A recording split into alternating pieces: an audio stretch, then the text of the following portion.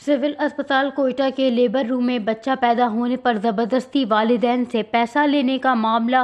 M S civil اسپتال نے 3 آیاؤں اور ایک سیکیورٹی گارڈ کو معطل کر دیا جبکہ ایک خاتون سیکیورٹی گارڈ کو نوکری سے برطرف کر دیا۔ ایم ایس سول اسپتال کوئٹہ ڈاکٹر ہادی کاکڑ کو ایک شکایت موصول ہوئی تھی کہ لیبر روم سول اسپتال میں متعدد آیا اور سیکیورٹی گارڈ بچے کی پیدائش پر غریب والدین سے مٹھائی کے نام پر پیسہ طلب کر رہے ہیں، جس پر ایم ایس سول اسپتال نے اپنی سطح پر خبر کی تصدیق کی اور کانٹریکٹ کی بنیاد پر تعینات ایک خاتون سیکیورٹی گارڈ کے کانٹریکٹ کو معطل کر کے اسے نوکری سے برطرف کر دیا، جبکہ 3 آیاؤں اور ایک سیکیورٹی گارڈ کو معطل کر کے تحقیقاتی کمیٹی تشکیل دے دی اور معاملے میں ملوث تمام افراد کو کمیٹی کے روبرو پیش ہونے کی ہدایت کر دی۔ ایم ایس سول اسپتال ڈاکٹر ہادی کاکڑ نے کہا کہ عوام سے یہ التماس ہے کہ یہ سرکاری اسپتال ہے اور آپ کی خدمت کے لیے ہمارا عملہ حاضر ہے۔ لیبر روم میں اسپتال کے کسی بھی عملے بشمول آیا،